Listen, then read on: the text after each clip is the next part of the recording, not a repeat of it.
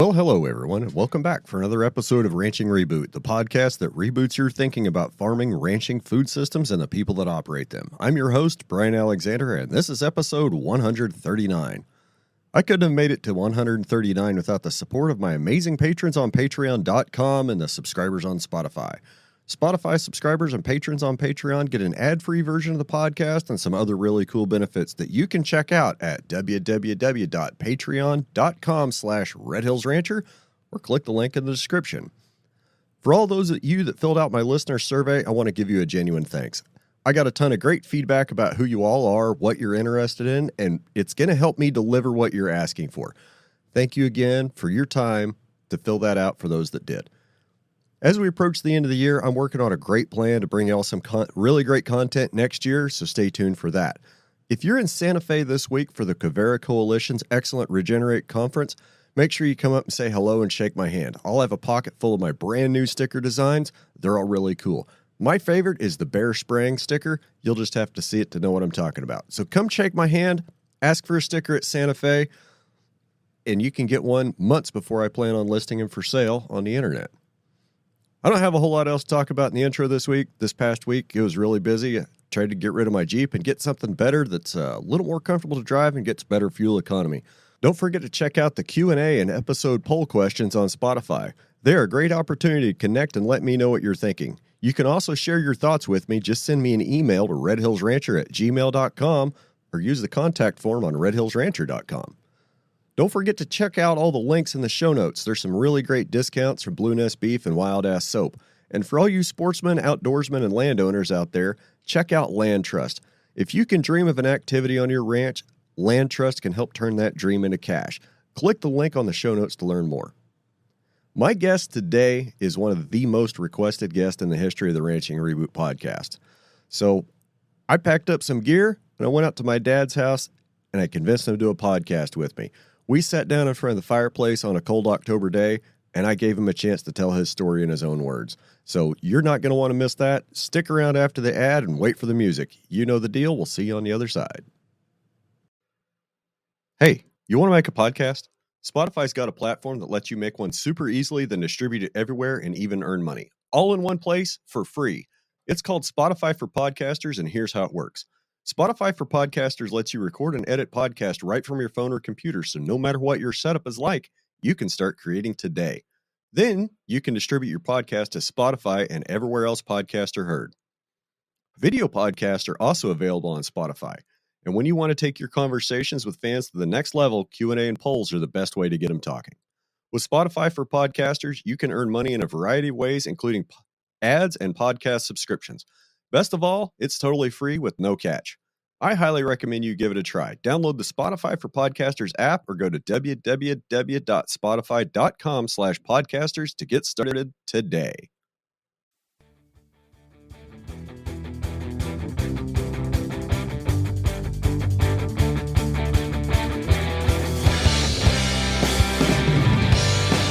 Hey, Dad. Thanks for sitting down and doing this with me. I know you've got normally a busy Saturday schedule of football and Formula One. Appreciate you taking time today to do this with me. You're probably, since I started the podcast, you've probably been one of the most requested guests since I started. I don't know if you know that or not. Well, no, I didn't.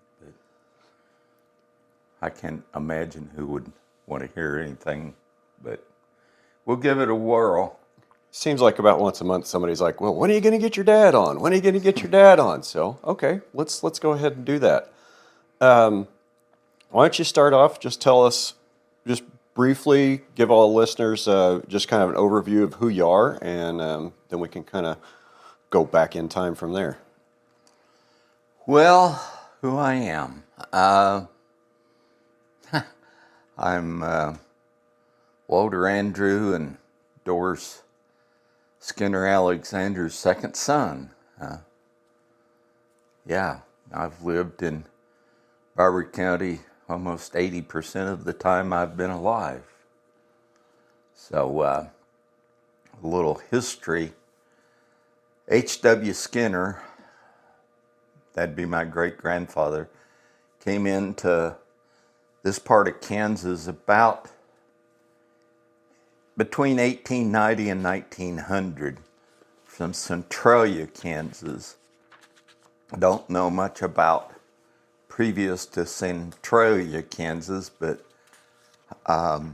he was a mule skinner, thus the name Skinner, and he would introduce himself as Skinner's my trade, Skinner's my name, so you can take that for whatever it's worth. He was quite an entrepreneur. He invested in a lot of different schemes. Anyway, he started in piecing together land in Barber County, like I said, around 1890. By the 1900s, he'd accumulated quite a bit of land.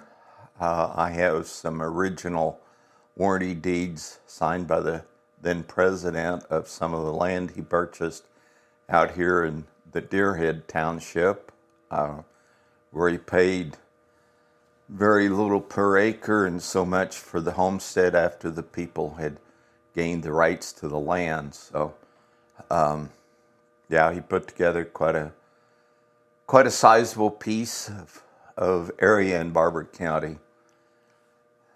Do we know how much land he had at the biggest point? Because I remember hearing stories about your mom, my grandma, being able to ride her horse from where she grew up north of Lake City to this ranch and never leave Skinner land.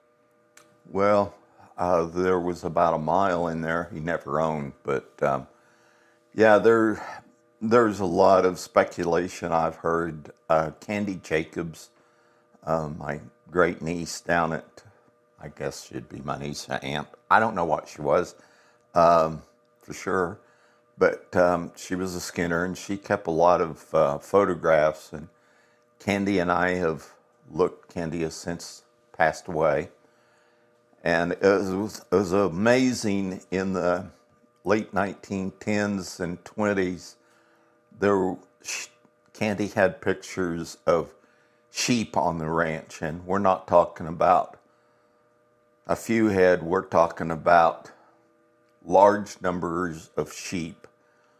When I moved here, there was a gentleman working over on the Robbins Ranch. His name was Mexican Pete. And Pete told me stories about DW and HW taking him down to Juarez, Mexico, and buying sheep and putting sheep in a boxcar, in a livestock car on the railroad, and shipping them to Lake City. And one of Pete's occupations was to make sure each car had a Mexican in it. And we had our own stockyards that had an unloading chute along the railway down there at Lake City. So that was basically the headquarters. So I think Don Skinner was born just about the time, that would be my granddad, about the time that, I don't know when he was born, in the late 1880s or someplace right in there. He passed away in 1968. H.W. passed away in the 40s. I very, very faintly remember him. Anyway, that was in Medicine Lodge. His wife, Lulu, I hated to go to her house to visit because you sat in a chair, you didn't say anything till you were asked to say something, and then that's all you said, and you better damn sure keep your P's and Q's together. So yeah, that was quite an experience. So DW built a house north of Lake City and finished it. My mother was born in that house. I think it was 1917. DW probably, and grandmother moved into it probably in 14 or 15. So, and my Aunt Betty's, my cousins Pat and Mickey own that place now, and they have a person that lives up there. But I lived in Lake City, which was not it was Lake City. What was Lake City like in the 1950s? Wow, we had Mall Calico had the hotel.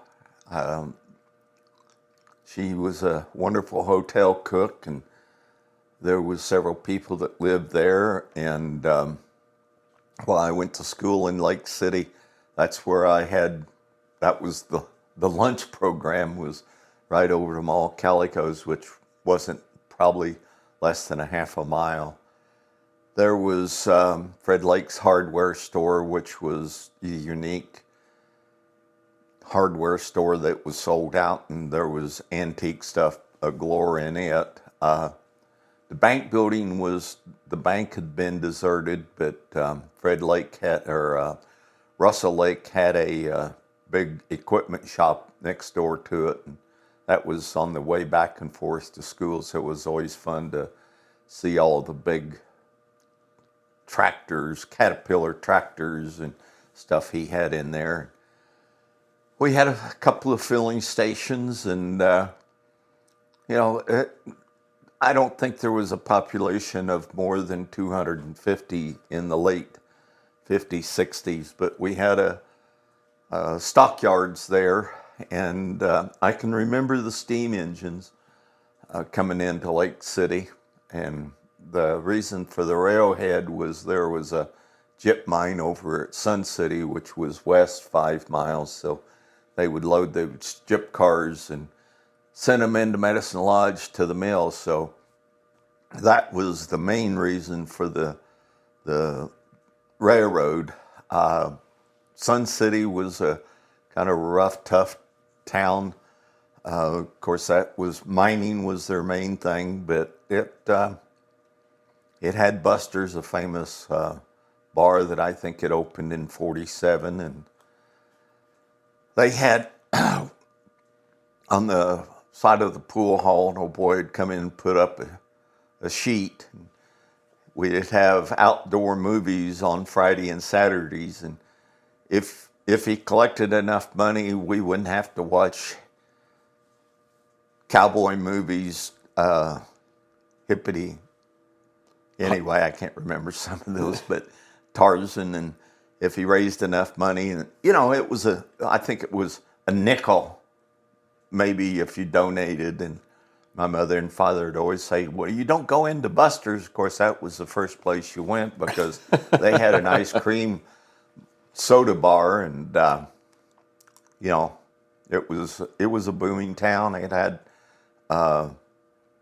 a hardware store, the Howe hardware store, a couple of filling stations, 2 Bazants in the Ward groceries, and it was quite a town, and there's a lot of history behind Sun City and Lake City. So in the 40s and the 50s, I lived in Lake City till I was almost 7, and then we moved out to the North Ranch, which is north of Lake City, that my cousins now operate.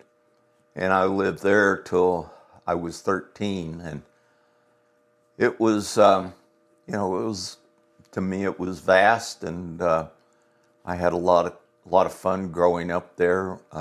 Jimmy Martin was my best friend, and he was a few years younger than I am, and a few years younger than my older brother, and we got into we did a lot of wild and wonderful things out there. But Don Skinner, my granddad, didn't allow myself to be around where the men were working, but was that because you weren't old enough, or he didn't want you around? Or? He was a Presbyterian and a pretty authoritarian type person, and he was very large, and he would take my mother and father and my brother and I and Grandma on business trips to El Paso, and we would pull into a restaurant, and you wouldn't order a meal. He would order for you, and pretty damn well served you, and you shut up and you ate what you were served, and you didn't waste any food, and that was him. So he was the one that put it together. It was, well, he didn't, his dad did, but he kept it together. And in the late 40s, 47, 48, he got involved in the gas and oil business, and that's probably what saved all of the Skinner land, was the oil production that he found. In fact, the field out here at Deerhead is called the Donald Field. It was kind of a wildcat found formation, and it's still producing some wells, not like it did in the 50s and the 60s and the 70s, but that's the way oil production goes. And I remember coming out with my father to the Deerhead Ranch, which was that's what this was called because it was in Deerhead. It was purchased by a man named Stewart, and Stewart was a landman. And you got to remember, in the late 1890s, the Rockefellers were big up at Belvedere. So Belvedere's what, 15 miles to the northwest up the river? Something like that, yeah. And, and the North Ranch was purchased from the dissolving of the Rockefellers when they decided they didn't want to be in Kansas, they wanted to be in Arkansas. So that ranch was purchased from a man named Miller.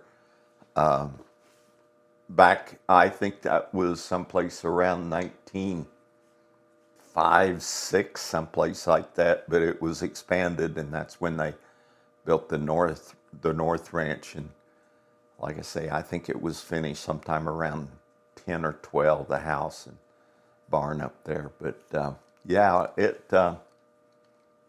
where were we at? You were talking about DW and the history. Oh yeah, you're still living north of Lake City. Yeah, he actually got involved so deep into the oil and gas business, and he hired a young man out of Wichita to be his right-hand accounting business manager, and I got to know him very well through the years. And the Skinners, HW and DW. DW owned a few heifers sometime in the late 30s, not very many. So they basically leased their ranches to Hal Cooper out of down by Woodward and by Woodward, Oklahoma. And I can remember them having come up here, and they always fed the crew at the River Ranch headquarters, and Mabel Swinson was the chief lady, and she had chickens. And anyway, the table was massive, and when the bowl came by, you better take what was in the bowl, because it didn't come by the second time. It was cleaned up.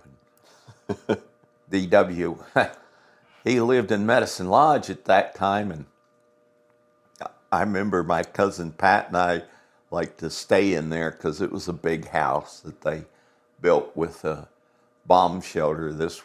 When they moved to Medicine Lodge. The big house up on Stolp on top of the hill? Yes. It was finished in the 52, I think.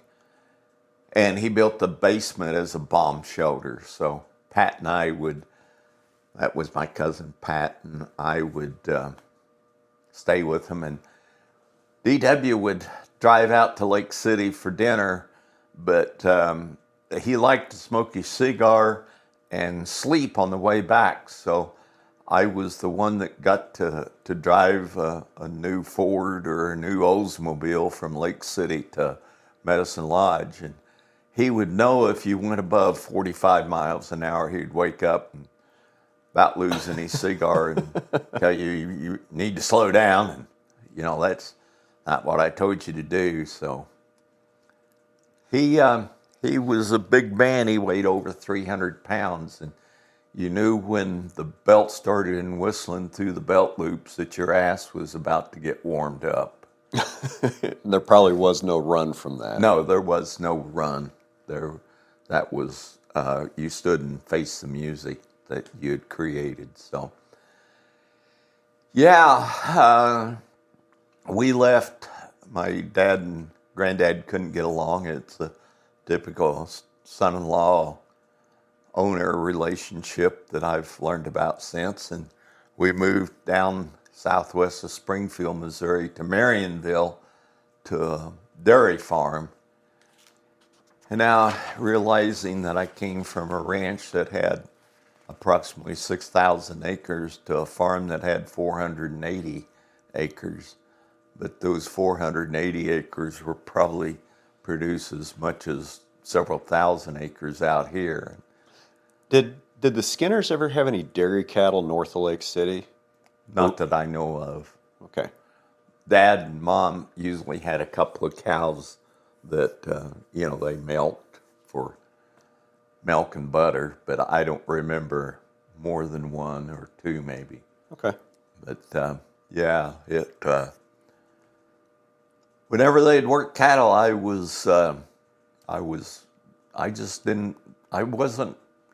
couldn't be around. You didn't ask questions. You were done as you were told to do, and that's the way it worked. And you didn't say, I'm bored, because you said, my mother would say, well, go outside and find something to do, which I was very capable of doing a lot of things outside.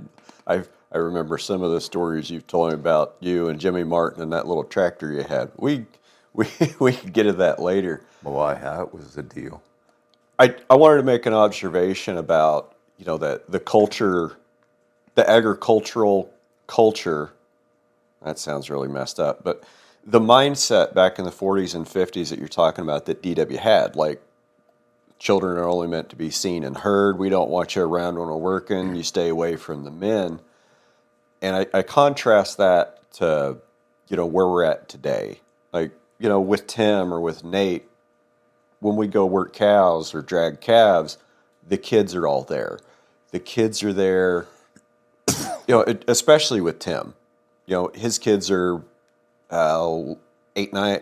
I think they go from about 8 or 9 to about 15 or 16. And his one son shows up on this little pony that's about chest high to me, and that kid will get up there and he will swing that rope until his arm falls off.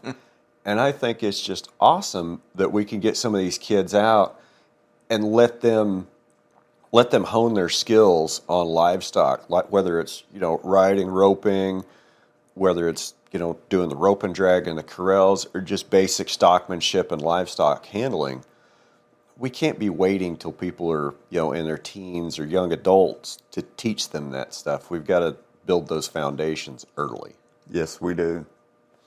Yeah, my brother being that much older, he did a lot of farming with my dad. And now Don is 7 years older? Yes, sir. Okay. I was envious, and finally our last year up there, the last 2 years, I got to go help Dad farm. But, it was just a different culture than it is now. So when we moved to Missouri, I got there, and the next day I started the 8th grade in school. And remember, at Lake City, I was the only kid in my class, and I walked into that class situation, there was 55. That was probably a little culture shock. You could call it culture shock. I didn't know what the hell was going on. We lived almost 2 miles outside of town, and that was an adventure. That was an adventure. Went through high school there, and had a dairy farm. And when you have a dairy and a farm, you milk cows twice a day, and there's calves to take care of, which was my duty. and pigs, which was my duty, and gathering the cows every morning and gathering the cows every evening, which preluded me ever practicing football or basketball after school because I was to be home and working. I had great tractor skills, so instead of being one that picked up hay bales like a lot of my friends from school at Marionville had to pick up hay bales, I got to ride a tractor and either mow or rake. So that was fun. A wage, that was unheard of. You got to breathe. Yeah, you got to breathe. You got to have a place to sleep. You got meals. And later, when we moved in the next year, I would have been able to get a learner's permit in Kansas. And in Missouri, it was 16, so I had to wait a couple of years. And I rode a bicycle back and forth to school or walked or hitchhiked parts way on the bus. And was it uphill both ways? Yeah, and snow and, yeah. Yeah. But I knew, I had places I could park my bicycle if I saw the bus coming. And the bus guy didn't wait. If you weren't standing there or heading down the lane was over a quarter of a mile long. And if he didn't see you coming, you might as well just walk to school. I could walk to school before the bus got there. That was that. And so graduated from high school, went to work the next day. And the next week I started trade school. And that lasted a year. Then I got a job in Springfield. Hey, you got to slow down. What did you go to trade school for? Draftsman. Because I could draw. I have this amazing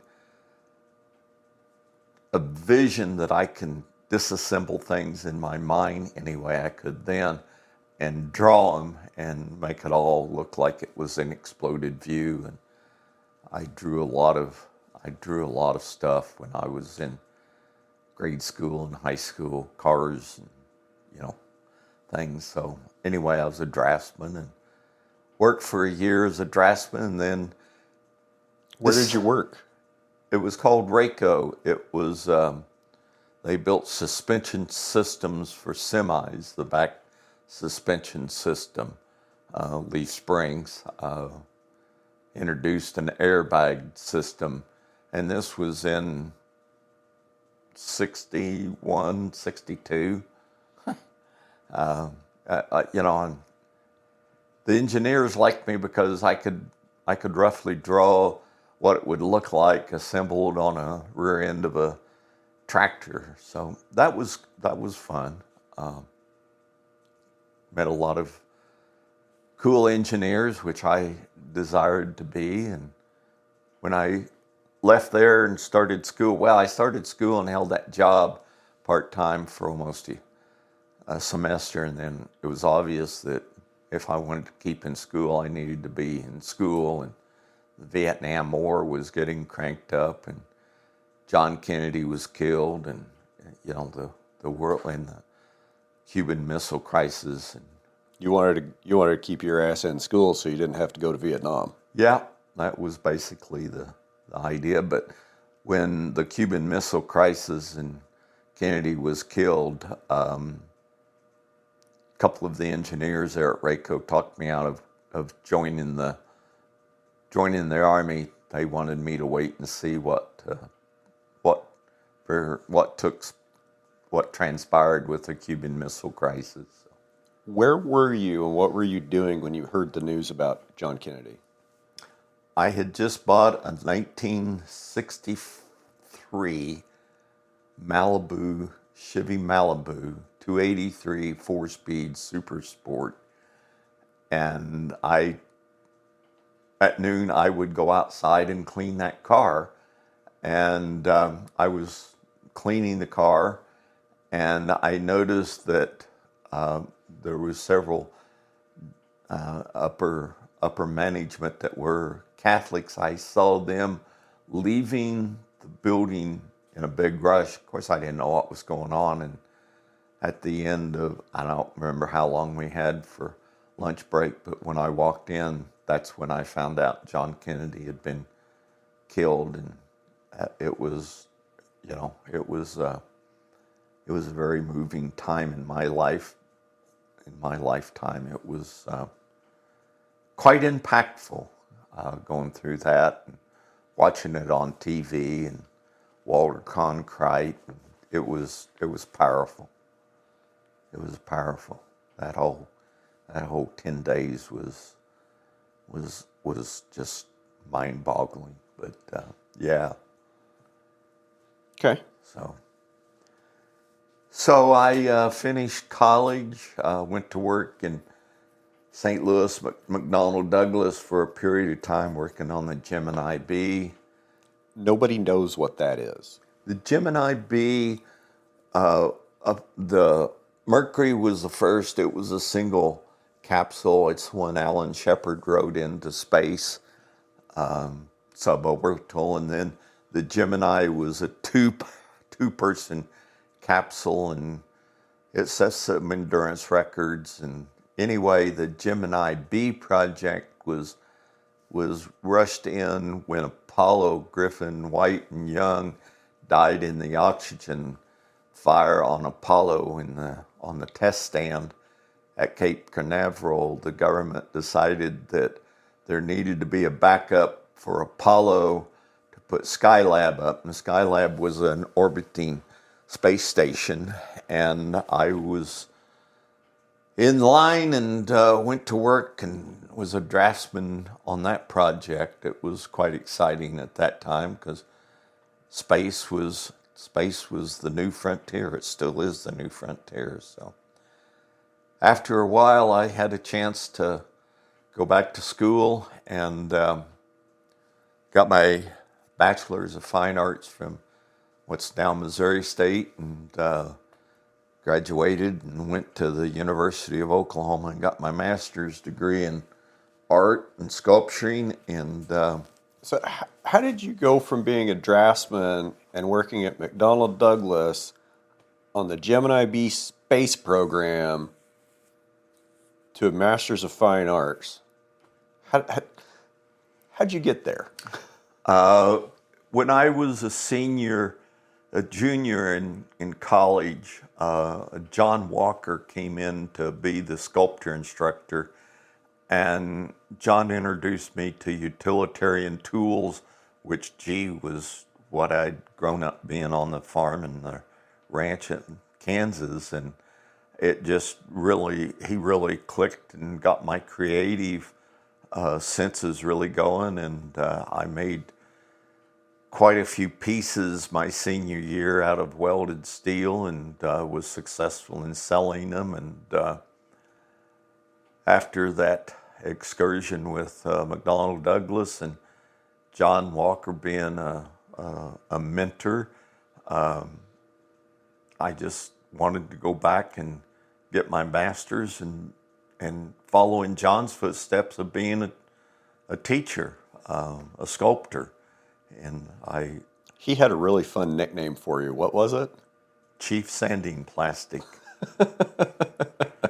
Because I got into fiberglass sculptures painted with, then it was acrylic lacquers.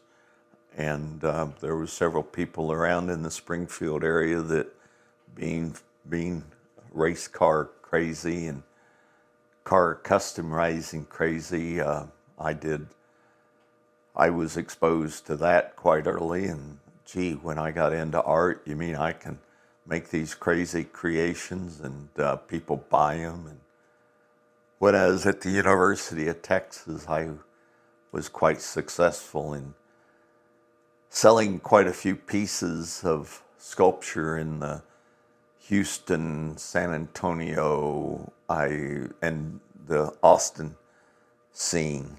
And what happened then was that was when the Arabs embargoed oil, And gasoline went from, 25 to 30 cents to, oh my God, it's now 60 cents a gallon.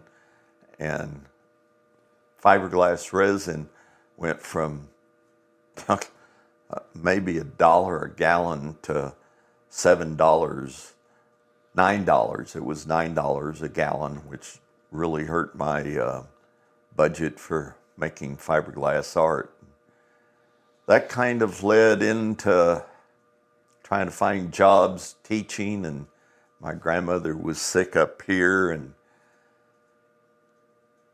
I decided, along with my ex, that the future in Kansas looked pretty prosperous and that we should come up here and try to help my grandmother with my granddad Skinner's estate. And so I think it was in 75, 74, 75, we moved up here, and I worked. We moved early in the year, and I went to work on the ranch as just a hand. Just, I don't remember my wage. It wasn't much, but part of that whole thing existed as the Skinner Ranch Estate. D.W. Skinner Ranch Estate was quite large, and my cousins and my aunt and my mother, in business meetings, it was obvious that there was not a desire to sell it, but a desire to separate it. So they would have their part, and mother would have her part. So that little process took my ex and I it took over 5 years to get everybody involved that wanted to be involved and on the same page to settle the partition and divide the Skinner ranches and the assets that my granddad had acquired. So it was quite a process. I learned a lot about estates, estate planning, lawyers, accounting, because that's what I was dealing with. And it wasn't just, show up to the office. It was have your shit together, have all your facts together, have your papers together, and reasonings and thought process behind it, and present it. And my cousins did the same thing. And like I say, these meetings maybe happened twice a year, so you had to be ready to move when they happened. And it developed a lot of my abilities to understand people and to work with people, to listen. You got to listen to learn and learn to listen. And I didn't know that phrase at the time, but I had a great mentor in Rollo Thompson. He was my granddad's executive, his estate. He was from the University of Kansas, and he just so happened to be in the same fraternity system that I was in. And one day,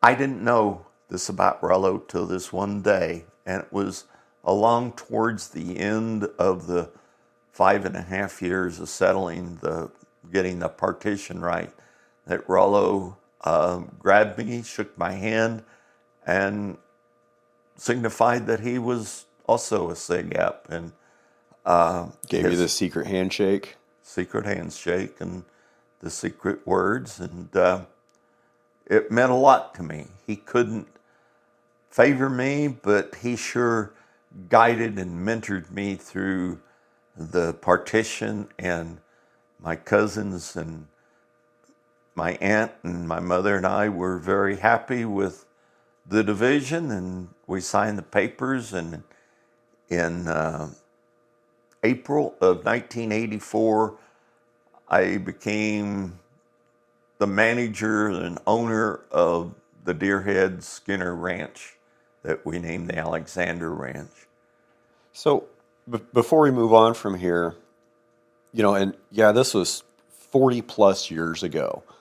And we're really spoiled today because we've got email that can instantly communicate, pretty much anywhere. Early 80s, a letter could take 7 days to get from here to Kansas City. For anybody that's kind of facing a similar family separation, negotiations to try to figure out how they're going to divide up an estate, because there's going to be a lot of those in the next few years, with trusts that have undivided interest between multiple parties. Just to keep it kind of simple. So, through all that process and looking back, what would be some advice that you would give to somebody looking at a situation like that with a complex family dynamic and a large estate to split up? Get help. And I can't remember her name, there's several people that run businesses to facilitate succession plans and facilitate family meetings. We had the excellent person in Rollo Thompson, and at that time Gordon Penny, the lawyer, and my cousins and aunt brought in another lawyer, and they all seemed to be able to communicate and get us to communicate. So just, you can't start too damned early on your estate planning. This estate that my granddad put together actually came from scrap pieces of paper that H.W. had in the 30s when he died, and how my granddad had to give his H.W.'s brother's family, that's the Jacobs, the piece of ground that they have down, part of the estate that they have in Lake City. So, I was awestruck by when those layers of the onion started unfolding, how complex and how well thought out H.W. had been, and D.W.'s estate was outstandingly simple compared to the complexities that existed within it. You can never wait too late to get started and get the levels of communication between the parties, and you have to put all those damn prejudices as well. He got a new... I hate to stop you, but we got to take a break. I got to pee real quick. Okay. Oh, okay, we're back. I'm sorry, I needed that. Just drinking too much coffee too fast this morning. So we were talking about DW and HW and record keeping and estates. Yeah, and say that's when Rollo Thompson came in. I think he started to work at 47. That's 1947. The man was a genius in accounting and being able to explain stuff and having the capacity to listen to people. That was the one thing that I carried through this process and other processes that life has presented me with, is shut up and, shut up and listen. Because everybody needs to be able to talk and have what they're interested in exposed so that you can move forward. Doesn't do any good to yah people. And like I say, this was very important partition of this ranch. And one of the things I remember you telling me, in a previous conversation several years ago we had about this subject, was you thought it was really important for everybody in the beginning to be upfront about what they want and not try to hide things and try to work against each other so they can get more or get exactly what they want. It's just be upfront. Be upfront in the beginning and be like, this is how I want this to look. Yeah, well, my aunt and my cousins didn't know exactly what they wanted, but once I figured out what they wanted, then the solution, the partition took place really fast. Just part of a little side note, one of the first meetings we had on partition of the ranch was the exact settlement that we did over 5 years later. But we had to go through all the gyroscopics and all of the yah-yah and all of the, well, how about this and how about that? And when I presented it again, it was like nobody knew that it was the first proposal I made. So I learned a lot about negotiations. Still have a lot to learn. But so that's 1984. So I was living here in 75. And by 78, 79, that's when Brian and Mona were born, 76 and 78. I was going into the, at then it was called the Soil Conservation Service, which is now the NRCS, Natural Resource Conservation Service, because they had people that were experts in grass and farming on their staff that didn't cost anything. And I just thought that was just such an amazing thing, that here was an agency that I could ask questions and they would try to answer it. They weren't telling me what to do. And through that, I met Glenn Snell, which was a range specialist. And through that, I got to know Bill and Judy Lee, because Glenn was saying that in order to control this eastern red cedar population growth, we had to burn. And this was in 1984. This was in 1980 that mid-80s. Yeah, that we got started doing, and at that time we called it controlled burn. Now, how crazy did the community think you and the Lees were burning pastures? Well, they didn't have to think, they knew. You know, it was just a foregone conclusion. When I got this ranch, the word was out that I would last maybe a couple of years, because I didn't know what the hell I was doing. No problem there. So what did it look like? It was a damn cedar junk forest. You know, on the ranch, there was approximately 60% of it had cedar trees, and out of that 60%, there was about half of that at that time they were saying was 70 to 80% canopy cover. Now, we didn't have digital imaging, we didn't have all the stuff. Now we know that that was in the neighborhood of maybe 50 cedar trees an acre, but they were big trees. And you know, there had been several wildfires on the place, and it was obvious where those fires were at. I had no correlation with that. I was just trying to understand how in the hell we were to burn Bill and Judy. You know, we burnt, one of the first burns up there in Bill and Judy's was almost 2,000 acres. Did it get away from us? Oh, hell yeah, it got away from us when we were eating lunch. You know, go figure that. But Bill was so keen on understanding everything about what was going on, whether it be the cow business, the oil well business, or fire. I called it the Bill drill. What went well, what could have gone better. And we never dwelled on what went well, we dwelled on what could go better. Not what went wrong, because that starts putting you in a negative mindset, right, and not an improvement mindset. Right, we were improving. It's what could go better. And we had these little one-cylinder Briggs and Stratton flathead engines. I don't know what size, maybe 5 horse. And I don't know, we had a lot of them because they ran, 6-7 hours a day, and you rebuild them.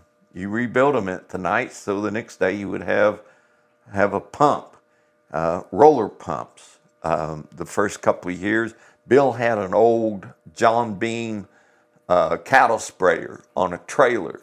And one time we were up there burning, and the fire was going across the fire line, and Bill was trying to get Judy to back up with a pickup with a trailer, and the hose got wound around the wheel and pulled the hose off of the sprayer, and the sprayer was spurting water. And yeah, that was I was laying with Pat Lee on the ground in the black, and Pat looked at me and he says, "I'm scared. Where's my mommy and daddy?" And I'm going, "Oh, it's okay."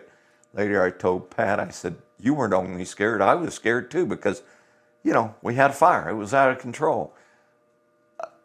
One of the, Ed Koger was involved in this too, and Ed was quite a carefree type of individual, and has a large ranch up there, and at that time we were all learning together. And Ed said, "Well, it never got off the ranch, so it was never an escape." Okay, that sounds good. So we went with that a lot of times. Well, I can remember, I think it was in the 90s when we were burning East Elk with Eddie Koger, and of course the Lees were there, we were there, and Paul Cox. And it was kind of late in the afternoon. The fire had got away from us. And I remember Paul was on the radio really wanting to call the fire department for backup, really thinking we needed backup. I remember Ed getting on the radio and being, "Damn it, Paul, don't call anybody. It might be away from us, but it's not out of control till it leaves the hash knife." yeah. I learned a lot from Ed. He's very gifted with fire because he came from the Flint Hills, and learned a lot in that period of time. So I got possession April the 1st of this ranch, and through 83 I was preparing to burn my first burn, which was the West Cell, which was 2,200 acres. This was the first burn I ever had. Burned it probably earlier in March than what I should have, but you get antsy, and it went well. I mean, it never got off the ranch. In Glen Snell, of course, there was no NRCS people around, and a few days later, Glenn came out and we did a stem count, and I think it was stretching it to say 50% of the trees were dead. And the pasture had been rested for a year. Sid Warner from out at Cimarron had been leasing the ranch since the late 40s, and Willis Winrick was his main man, and Willis understood what I was trying to do. And no, the Warner ranches didn't have anybody here, nor the Skinner ranch. It was all neighbors that I called because they wanted to see how crazy and what was going on. So that was 1984. That was I burned again in 85, and I burned again in 86. And, you know, the Flint Hills was burning every year. And I had attended sometime in the 80s a beef symposium at K-State, and Dr. Ham was the chair at the time, and they were talking about what they were doing in the Flint Hills with this deal and that deal and beef cattle. And I kept raising my hand and said, "What's happening down in the Red Hills?" And he kept going, "We'll address that later." And finally, late afternoon, he called me to the front as the meeting was being adjourned.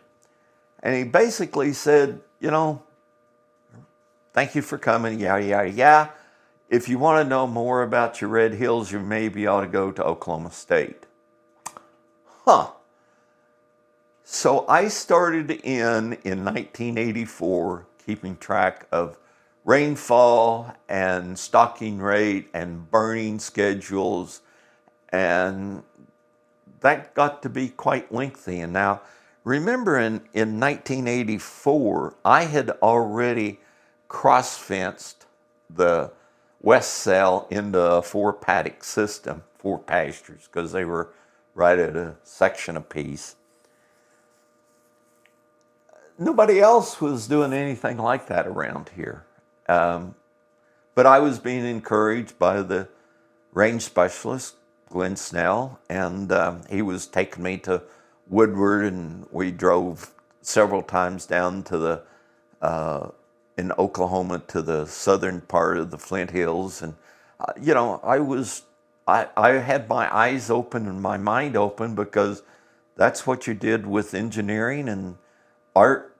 You had to be creative. It wasn't the end product that was interesting me.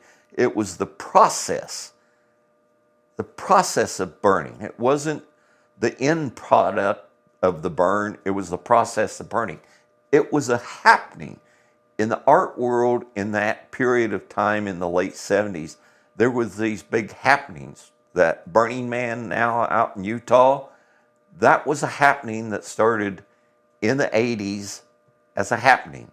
So I was putting on a happening with my fellow neighbors out here to burn. And when they would burn, we would all go and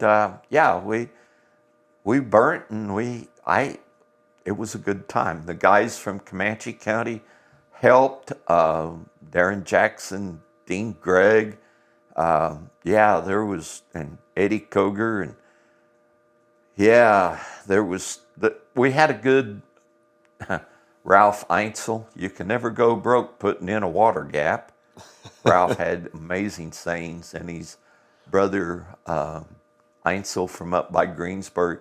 So it was, there was a core group of nuts that burnt, and we didn't care what the neighbors thought, because we'd all get together and have a good time. And it was obvious that, to me, it was obvious that we were making headways with the Green Glacier. At that time, we didn't know it was the Green Glacier, but so along in 85, I was depressed, because I wasn't depressed. I was only getting 50% of the trees. And, I had to rest pastures.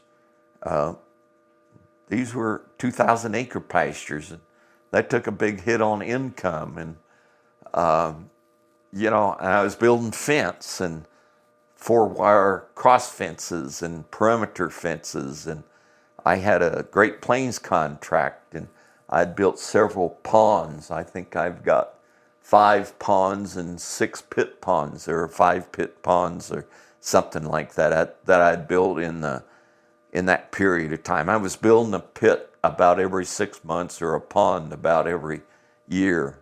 And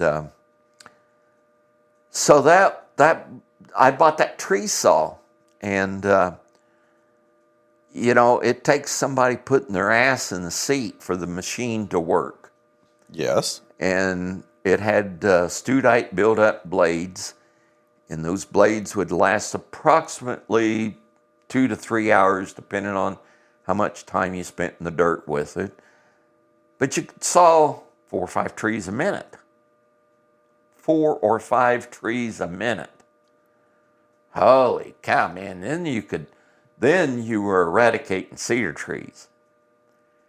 So along in 87, 86, maybe it was the fall of 86, summer. I don't remember. It was someplace in that time. Don Quayle came to me as a young man. He was trapping, and he wanted to run the tree saw. And he finally talked me into it, and I thought, this kid will last a couple of days, and, for damn near 6 months, 7 days a week, from sunup to sundown, Don Quayle sawed trees on this ranch. And for every 3 to 4 hours he would saw, I would spend an hour building saw blades out of studite. That probably was starting to get really old really quick. I drank a lot of tequila. So along in 86, 87, someplace, I met, because I had this one small pasture and it had been burnt, and David Blasey from up at Pratt, because he had been down here helping me burn, and he saw the tree saw, and he said, my dad can build a blade that would stay on there forever. I said, okay, when? And Floyd built me the first carbon chipped blade in late 87. That blade lasted 40 hours on the machine. 40. Did you even know what to do with yourself? Put my ass in this chair and saw trees. And Ivan Blake was working with me then, and he sawed trees, and we had a few customers that we sawed trees. You know, 1,000. We were charging $35 an hour. $35 an hour. And, you know, I was paying for the machine, the labor, and the repairs and maintenance at $35. We sawed one guy's trees, and his wife had marked the trees that she didn't want to saw with a little red ribbon, and we were on the other side and sawed all the trees down, and the guy got really upset, and Ivan says, well, a little bit of Elmer's glue will solve that. The customer wasn't, so I had to knock a couple of hours off. But Who was that? Van de Veer, Okay. the auctioneer. Wow, that was an experience. But yeah, so I was dealing then. My customer basically was Jim Brass, just south of us here, about 8 or 10 miles, and I thought the world of Jim Brass. And so, in the summer of 1988. I saw in the High Plains Journal, I think it was, Ranching for Profit by Stan Parsons. Wow, that's a concept. There's profit in ranching? What? So I got myself a seat at it, took Ivan Blake, and at intermission I went up to Stan and I paid for the school that was coming up in November. Ivan didn't want to go. He said that he needed to stay here and take care of the ranch and for me to go. So in 1988, I was introduced in November to Stan Parsons, the man forever changed my life. I have the most deep respect for Stan, what he's done for me and the ranching community in the United States and Australia and Africa is truly amazing. At that same time, I was introduced to Alan Savory.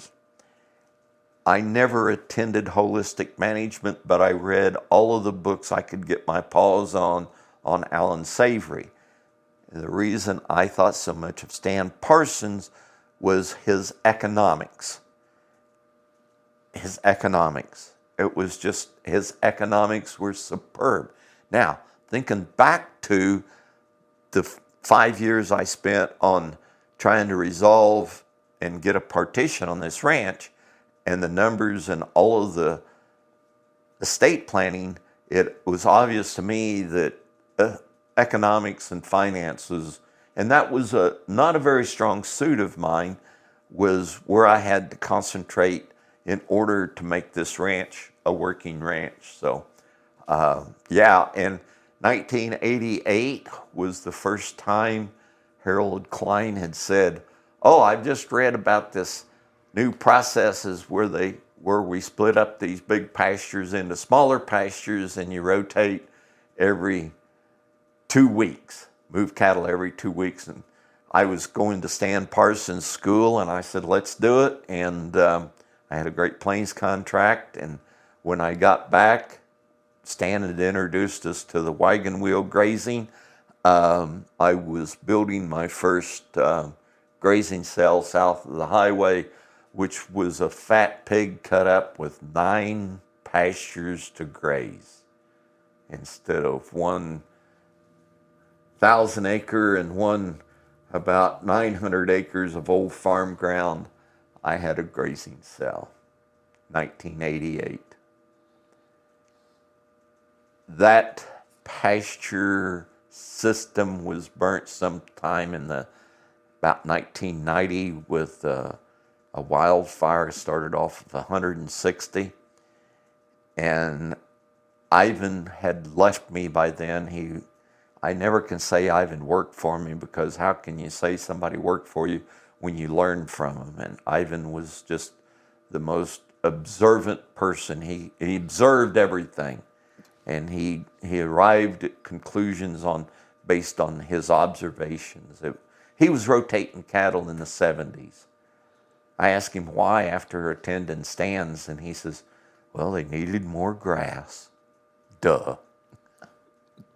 Tell me a little bit about Ivan. He was the foreman on Stump Smith before it broke up and got sold, correct? Yes. So, and when Stump Smith broke up and sold, that was mid-late 80s, right around the time you were getting this place. That's when I started working. He started working for me. And I always admired that Stump Smith place because all the ridges were clean and the little blue stem was just beautiful red. There weren't any cedar trees. And I always said to myself, I want the Alexander Ranch to look like the Stump Smith Ranch. Then I can't say I hired him because I paid him, but golly, I learned so much. Learned how he cleaned that ranch up by hand, on foot, with axes and saws, and kept track of it. And now this ranch looks like that one, and that ranch looks like this one because of change of management. So that was. I guess coming from an axe and a bow saw, or maybe a late 70s primitive chainsaw, riding in that Myers cedar machine was probably just like amazing. It was heaven. Ivan would, spend. It was hard. I think about 3 hours of gas is what you had to, because if you got on a little bit of a slope with over 3 hours, you probably were marginally going to not have power. But Ivan would get out and he smoked cigarettes a lot. He would say, well, that's the damnedest thing I ever slept with. I can't, because we were cleaning off, Don had done almost all the ranch, but there was still places that we could get into and the custom work. So, yeah, that brings us up into about 1990. And then I was taking in cattle from Peaster and Harts, and they had a cowboy by the name of Lonnie Sutton that was working for them. And Lonnie, he had this amazing ability. Is a horseback, he was always there before the cattle knew that they were going to go there. This was my introduction to dogs, stock dogs, not pet dogs, but stock dogs, because he always had dogs.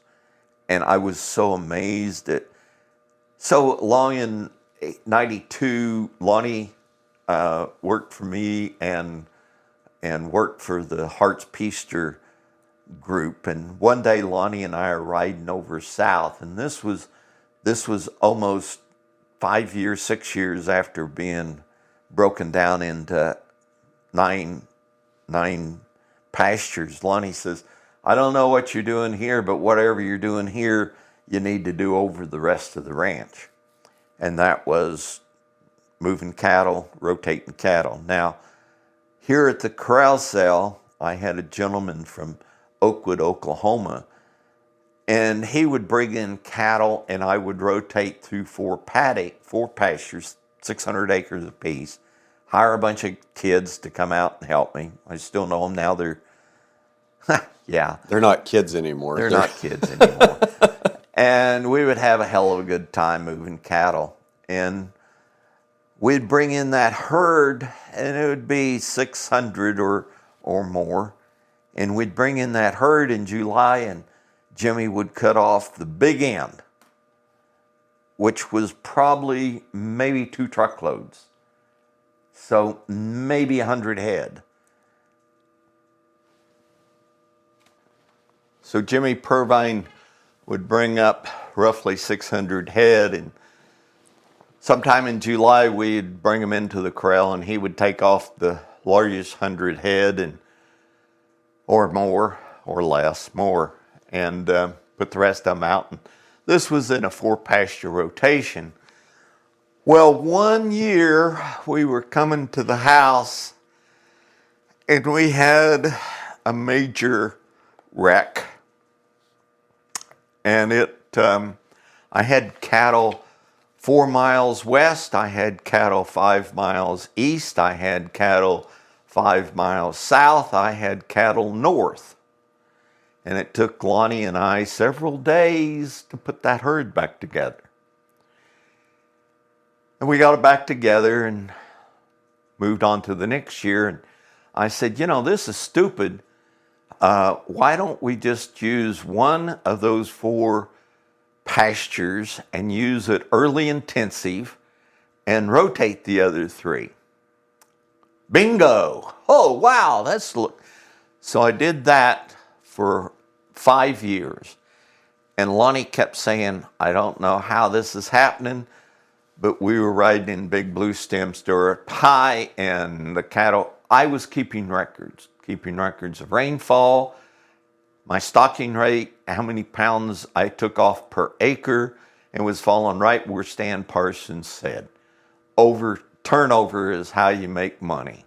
And I could, I had Oklahoma State coming up here several times, and all of the professors would say, well, our research shows that rotational grazing decreases animal performance. You don't have good animal performance and blah, blah, blah. The animal doesn't perform, blah, blah, blah, blah, blah. And I'm going, how come my numbers don't say that? Well, their research took out management. And that's why I was making it work, because of management. There was one July the 1st, and the early intensives were up in the spring, which is a marginally watered pasture anyway. And I was going, it's overgrazed, it doesn't look good. Well, a couple of days later, we got several inches of rain, and I relaxed, and that happened several times, that period in July to get to the middle of July for 100-day stocking. But Jimmy always had the most perfect conditioned cattle there were. I mean, they would come in. I had placed times where 2.5 pounds of gain a day on that early intensive. 2.5 pounds. His general cattle were going just right at 2 pounds. I would show this to all the college professors. Well, the animal performance. Okay, explain this. Well, they couldn't. But they kept Oklahoma State kept bringing students up. And then somehow Fort Hays State, and I still know several of the professors back in that period of time where they would call and say, we got somebody doing research on this or that. I'd say, bring them on. And I met Eric Rumquist, who had been on this ranch in the 60s and knew the natural bridge. Stan Roth was his high school biology teacher, and Stan has been on the ranch in the last 5 years, and Eric, his student, has retired, and Eric kept track of, he had sites all over the ranch looking at threatening and endangered species and how many. I think, Brian, it was something like 80% of all the reptilian four-legged creepy crawlers in Kansas is found on this ranch. I kept developing water pipelines. In 88, 89 was the first pipeline system I put in to water the South. And it was that period of time in the 90s with Lonnie being around that over South, he says, Ted, the more we move these cattle, the better they look and the better the grass looks. So we went into the co-op and I bought some bullshit electric fence and a little 12-volt charger and fenced off what was then the old farm ground. And of course that didn't work because deer ran through it, but it was enough for Lonnie and for me to see from Lonnie's observations that planted grass and native grass grazing wasn't the same. It was just different because the soil fertility was gone in the old farm fields that were planted to grass, and I hadn't broken up the hard pan, and the grass stand was only producing not quite 1,000 pounds an acre, but boy, when you'd put 600 head, one time Hearts and Peace had 880 head of fat steers over there, and we were moving them. We were moving them about every 7 to 8 days, 10 days, and that was another wreck that happened on the highway. That's why I built the South Corrals, because we were coming across the highway, and it was another one of those, we'll spend a couple of days putting this herd back together, and we were successful. So 1997, the NRCS hired a range specialist by the name of Dwayne Rice, and he was from Oklahoma State. He'd been on the ranch in the 80s when Oklahoma State had recognized, or the SRM in Oklahoma and Kansas had recognized my grazing practices, and Dwayne was... SRM, Society for Range Management. Yes, sir. And so Dwayne and I developed a really strong relationship, and Dwayne took me to places that, and that's 1998. I went back to ranching for profit because I took Dwayne with me. And on the way home, no, this would have been in 2001.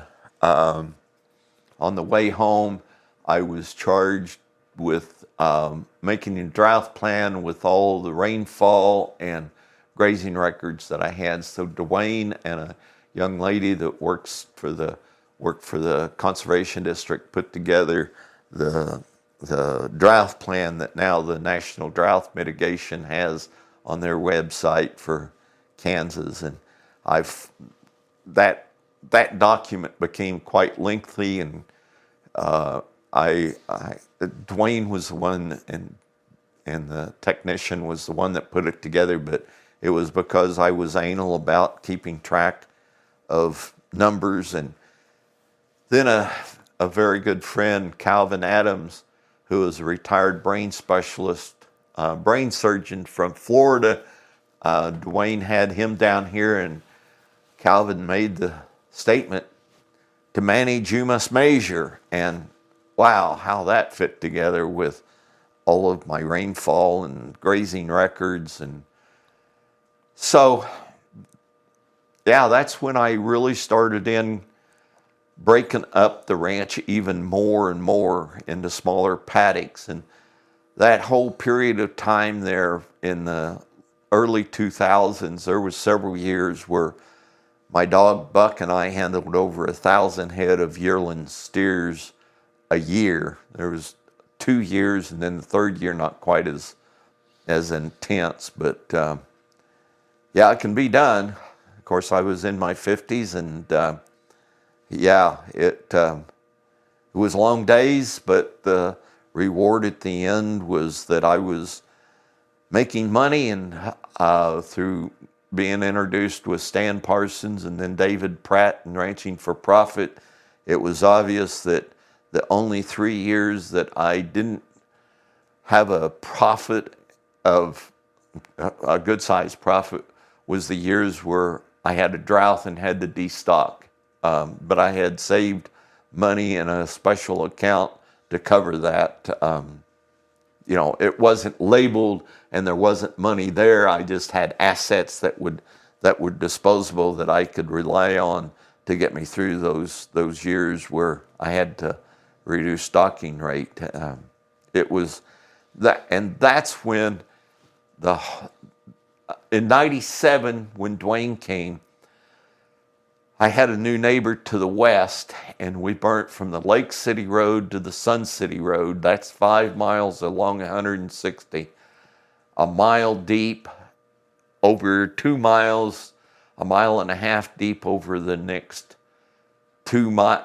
mile, and then the next 2 miles was almost 3.5 miles. So there was approximately 6,000 or 7,000 acres in that burn.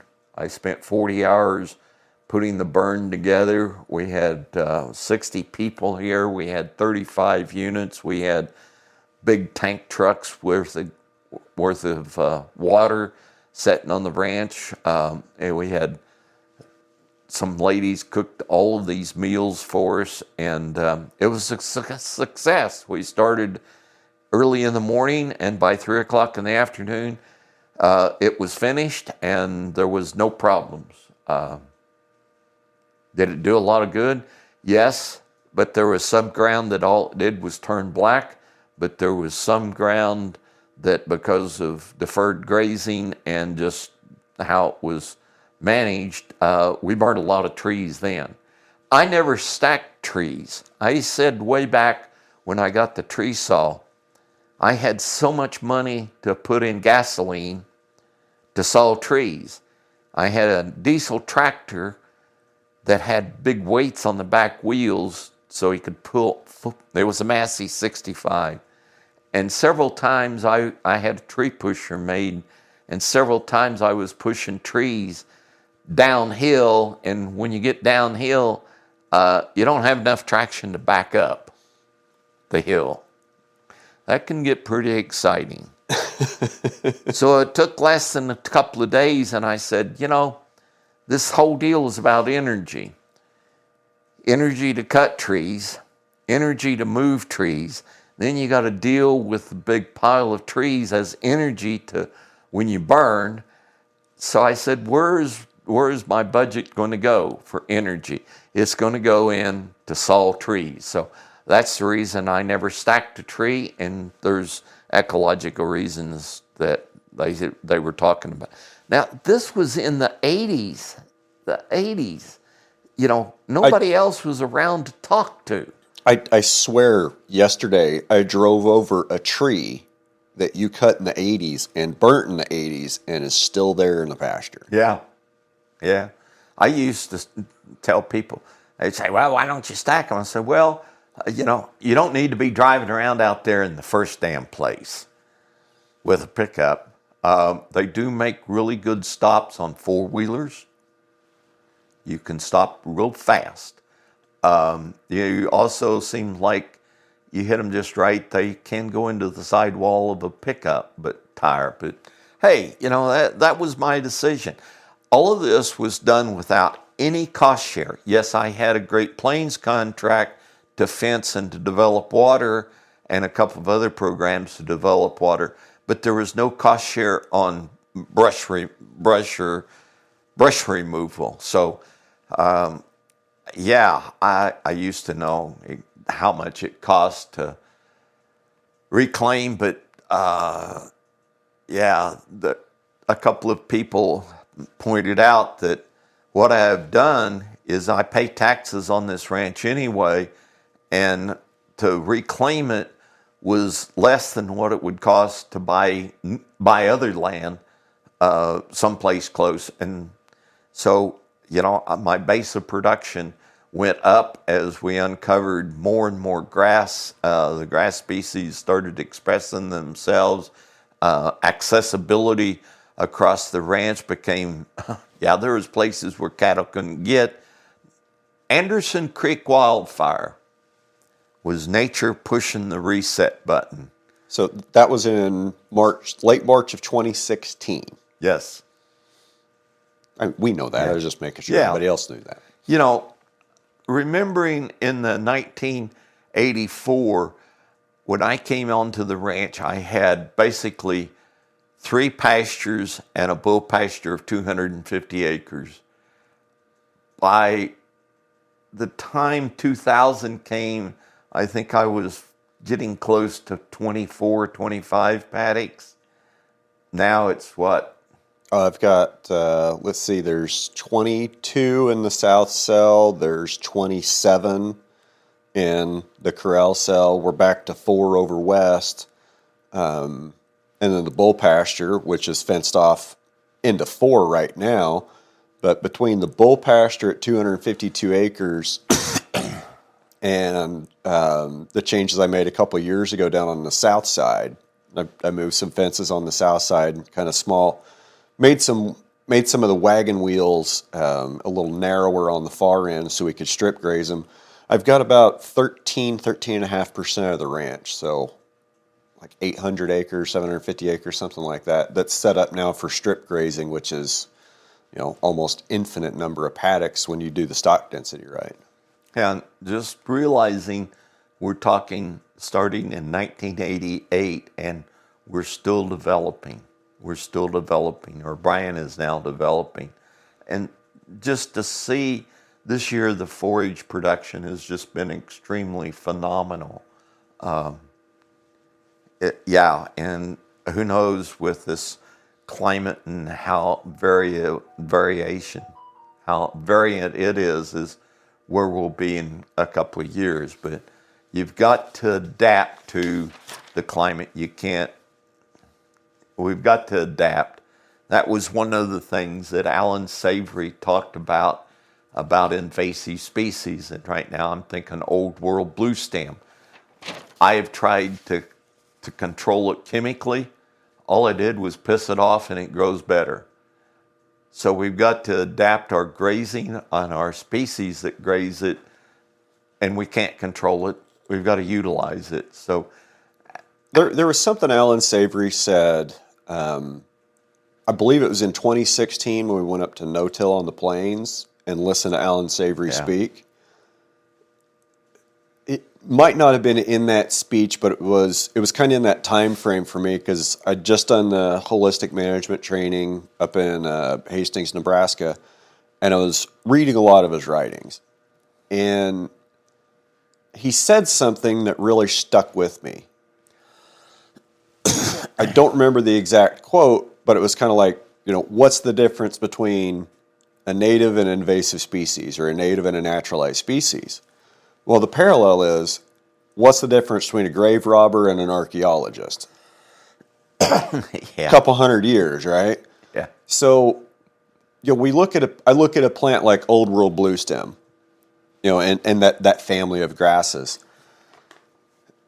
It's a novel plant in this environment. And yeah, it's taking over, it's converting areas.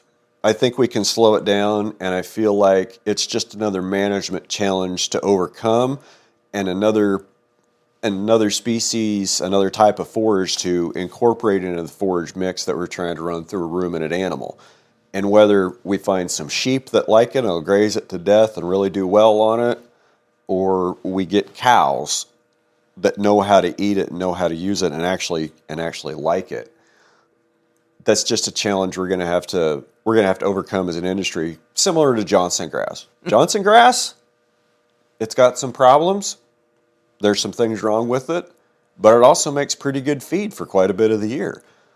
Old World Blue Stem, they don't seem to like it a whole lot except for about 2 to 3 weeks in September, and then they kind of ignore it until January, February. And I've seen them kind of really hammer it pretty hard in the dormant season. So it's another way to look at it. The spraying comment, I was by there 2 weeks ago, that spot over in the bull pasture. So for everybody out in podcast land, I think I've talked about this spot before, and it's about a 6 or 10 foot diameter circle that we sprayed for 3 years to try to kill the old world. Now there's kind of like a dead circle with a few crappy weeds growing in it, and it's surrounded by a ring of Old World Blue Stem. Spraying it just makes it mad. I mean, spraying brush is a great mechanism to make, the companies that sell that crap, to make them money, because it's not a cure. It's just a treatment, and it's a treatment you have to keep going to reapply and reapply and reapply. So I'm more the mind to try to, utilize the quote invasive species, but at the same time, then somebody will throw the argument at me, oh, well, cedar tree's invasive. Why don't you figure out how to use it? Like, hold up. You don't understand how fast cedar trees are taking over the Great Plains. A. B, you don't understand their water usage. We can get into all that, but the cedar trees, the brush encroachment, the loss of native range habitat, not just a brush encroachment, not conversion of farmland, but conversion to hunting properties, Yeah. conversion to house farms. That's something I think a lot of people don't realize is we're losing our native, the 3% remnant prairie that we have. We're losing it now. Like the current rate of prairie loss and native prairie loss is greater than it was when they broke it out the first time with the plow. We're losing it faster to urban sprawl and to woody encroachment than we ever did to the plow. Yeah. And it doesn't seem to be an issue. Like nobody seems to care because, oh, we'll just move to Kansas where real estate's cheap. Okay, fine. You know, you got to understand we got some, you know, we've got our own set of issues here too. So,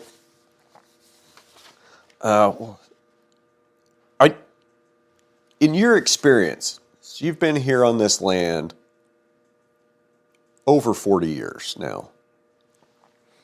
What do you think a new operator should know?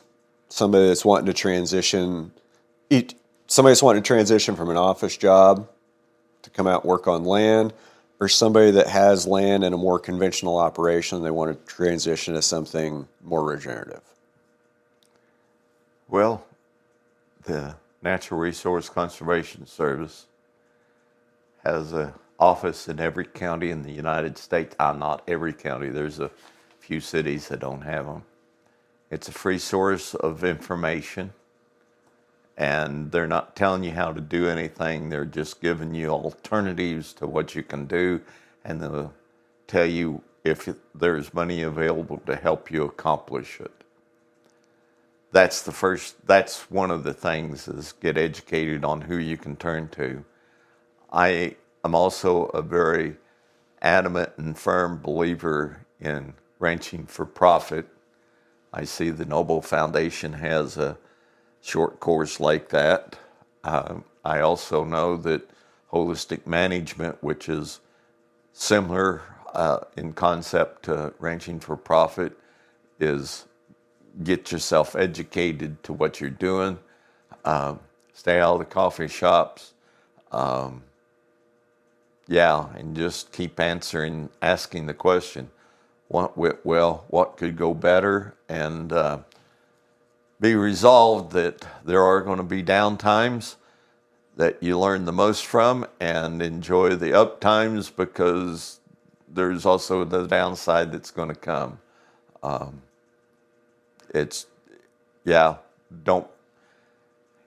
do you get started?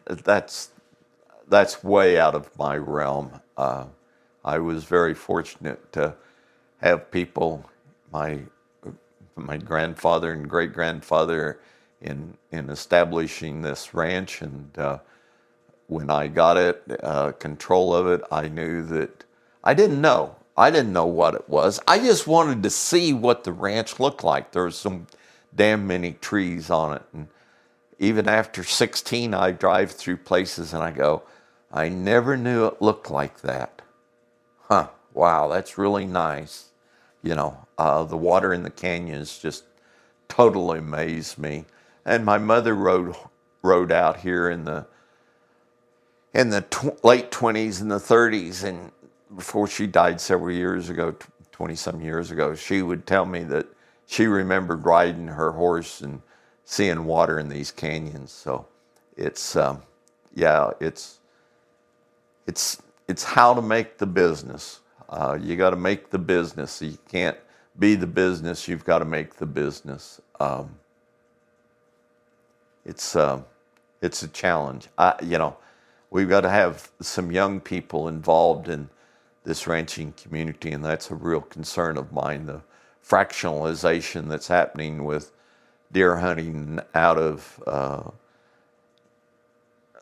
absentee landowners that don't live in the community. Even if they do, how do you get them involved? Out-of-state absentee landowners and producers that, don't give a flip about the ecology and the environment and, the web of life that we are so precious to be part of, but we're not responsible for it. But it's very philosophical. I can't. Anyway, there's another thing that happened in that period of time in 97, 98, because of Dwayne Rice coming and my connections with Oklahoma State. We were asked, several of the ranchers that Dwayne was working with and the NRCS person in Comanche County, and had been asked to put together a panel to go down to the Noble Foundation. And the Noble Foundation is a really great asset in Ardmore, Oklahoma, that Noble put together with his money that is involved in research and agriculture. And we went down there and had a real good presentation on what was happening in the Red Hills. And in that meeting down there was some adult beverage stimulation fluids made available, and we, the 6 or 7 of us, decided that we could come back up here to Kansas and have something like the Noble Foundation. So we developed the Comanche Pool Prairie Resource Foundation in 1998, and it's still functioning. We've gotten over $3 million into this area, Kansas, mainly Comanche and Barber County, some in Clark, and a little bit up in Kiowa County, to cut down cedar trees to stop the green glacier.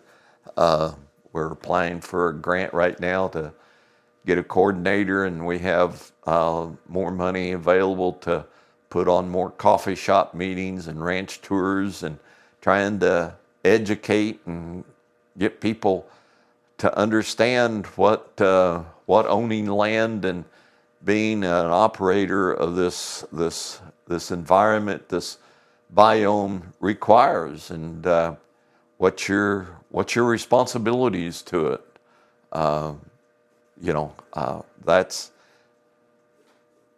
That's part of my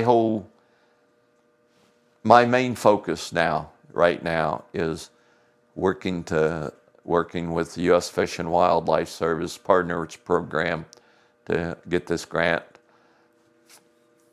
in a stage and presented to the National Fish and Wildlife Foundation, which is called NIFWIF. So there's a lot of money out there that's being donated to NIFWIF, Cargill, Burger King, McDonald's. You just go down through the list of non-agricultural, Cargill's agricultural foundations that are given, and we're not talking $10,000. We're talking millions of dollars into helping locally driven organizations to keep our grasslands intact. Not for corn and soybean farming. Not grasslands. Grasslands, and the mechanisms are being put into place. There's monies. There is funds available to help, but it's getting some of the producers to understand why they're wanting this done, and it comes down to a couple of things: air quality and quantity, sequestered carbon, and water, and they're all driven by soil health. And that's the biggest issue we have, is the health of the soil. We've got 3 things that we need to figure out in the web of life why it exists. That's the sun shines, it rains, and there's 6 inches of soil. And if either 3 of those is out of balance, our soil and our soil health is paramount.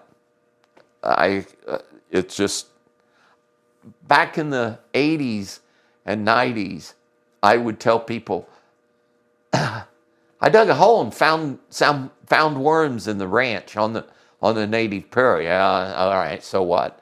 Yeah, the manure is all in phase one and it goes back into the ground. And yeah, I've got tumble bugs. Yeah, so what? Now, guess what? That's the thing that people are looking at. Wow, that's cool. That's really great. We need to educate more people. The social media thing, I didn't have that. I didn't go to coffee shops.